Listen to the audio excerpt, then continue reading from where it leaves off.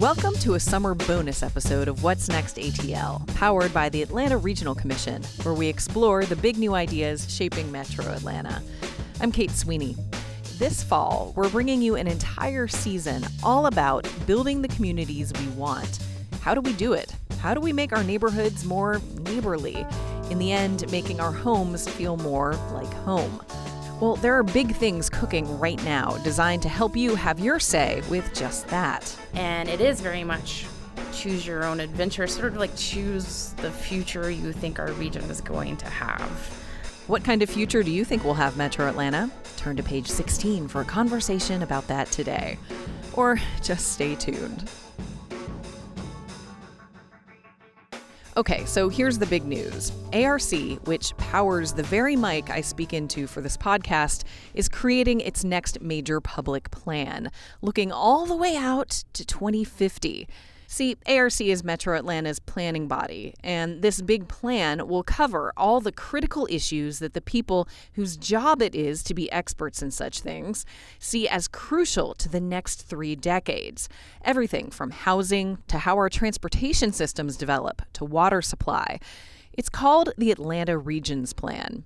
And now you can give your input to how that plan forms by, ready for it? Playing a game online. I know, it surprised me too. But the game is just one of several really cool ways ARC is engaging the public in this planning. In brief, the others. 1. You can host or attend an ARC Civic dinner. Civic dinners are structured conversations in which 6 to 10 people get together with friends, neighbors, or coworkers over a meal. And now there's one called Future Focus that's all about Metro Atlanta's future. Cheers. 2. Later this year, Dad's Garage is hosting a Future Focus improv comedy show by some local teen performers who are monster talents. That's going to be awesome. There are also open houses taking place all over this fall. More information about all these activities, plus the one we're about to talk about, at atlantaregionsplan.org/update. That's atlantaregionsplan.org/update. Once there, you can also check out some of the things we know are coming down the pike, transportation plans and the like. Oh my gosh, no pun intended, I swear. The other big way to get involved with the big conversations taking place right now about Metro Atlanta's future is to play an online game. It's called, yes, Future Focus. And here begins our conversation with Melissa Roberts and David Haynes, 2 ARC planners who helped to make it happen. And it is very much choose your own adventure, sort of like choose the future you think our region is going to have. You choose that future by first learning about 9 major trends predicted to significantly impact the region. Everything from climate change to income inequality to tech. Those trends came from a panel of national experts convened by the agency. And the game's take on those issues isn't lightweight. It's the breadth of everything that we do here at ARC. So a great deal more serious than the Choose Your Own Adventure books from when I was, 11 years old.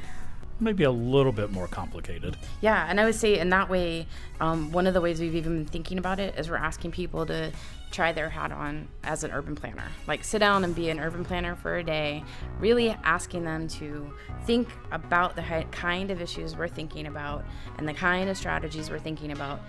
Players make choices about what they think Metro Atlanta is going to look like 30 years from now.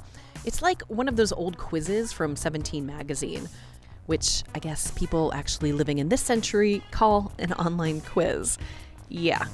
Finally, players get the results, which scenario for Metro Atlanta in 2050 is most likely based on their predictions. The scenarios have names like green growth and ecological utopia, in which everyone recycles, walks, and bikes, and the region has plentiful clean water and air for all. The sun is shining every day. Or a version. Or? I'm going to turn this one over to David because he understands dystopian futures a little more than me. And that's probably a reflection of the type of literature I enjoy reading. Yeah, we went through a lot of different ideas on what to call the less than utopian version of the future, and we ultimately settled on fierce headwinds. But as I like to call it, it's the world goes to hell in a handbasket scenario. And, that is, one that where you have a lot of ongoing political instability, you have fuel shortages, you have issues with food supply and water supply, you have a lot of civil unrest, things that are happening today to some degree, but it just becomes the new norm and it becomes all-consuming.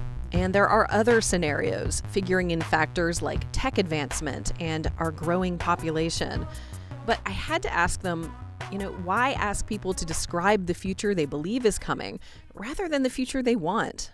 It's a lot easier to have that conversation about what do people want the future to look like, because obviously, we all want, a future where it's utopian. And your version of utopia may look a little bit different from mine. It's a much more challenging conversation. I think, honestly, a lot more interesting and productive to do sort of a baseline assessment of what do people honestly think the future will be like, warts and all. Because, there are some worrying signs out there in the world, and we have to figure out how we address those so that we can get to what that vision that we really want. In the end, participating in exercises like this educates people, adds Melissa Roberts, and hopefully energizes them to become more involved in local issues. Which leads to that $20,000 question, what happens with my feedback? Some of this is intended to inform directly ARC's planning work and help us set the vision for our long-range plan, the Atlanta Regions Plan. For ourselves as planners and for our elected officials in our communities, I think we'll be able to get a sense of, it seems like the Atlanta Metro Region is concerned about certain issues or seems to be feeling optimistic about others, and that I think will help us go further in the conversation. This is not a one and done type of thing. We're going to keep talking to people about the year 2050 as we continue to plan for the year 2050. So in some ways, the results of this conversation is just going to help us have more conversations. So, educating residents about issues they might not have known about, and educating our leaders about not only the latest research and expert guidance on those issues, but where the public stands. Let us know where you stand. Play the Future Focus game, sign up for a Civic dinner, go to the Dad's Garage comedy show, or be a civic-minded nerd and do all three. I am.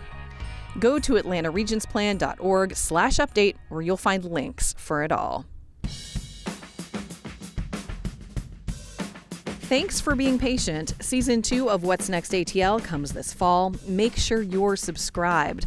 We've got some really insightful stories and conversations headed your way, asking ourselves questions like, could I live in a tiny house?